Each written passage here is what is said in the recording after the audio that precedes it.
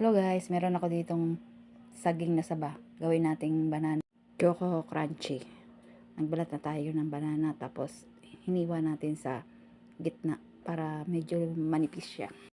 Set aside lang muna natin siya kasi gagawa tayo ng pangcoat sa ating banana.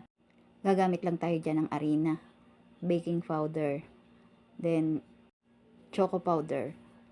Bourbon choco lang ginamit ko dyan, isang sachet. Then lagyan natin ng sesame seeds. Tansya lang yan guys, lahat ng ingredients natin, tinansya ko lang ayon lang sa gusto ko. Then lagyan na natin ng asukal. Tama lang din. Tapos halo-haloin, lagyan ng tubig.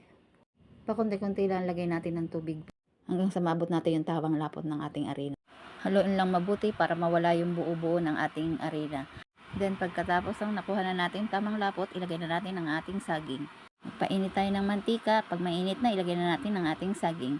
Lagay natin ayon sa dami ng ating mantika. Baliktarin lang natin kapag medyo nagkukulay brown na siya para hindi siya masunog.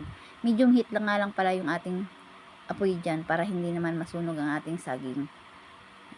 At medyo kulay brown na lahat, hahanguin na natin siya. Ganyan, luto na siya guys.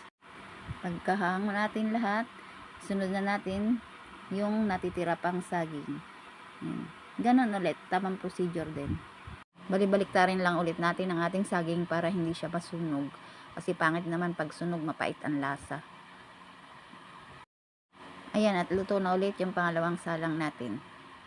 Hanguin na natin para hindi na siya masyadong masunog. At ayan guys, luto na ang ating banana choco crunch. Try nyo rin magluto guys, sigurado magugustuhan ninyo.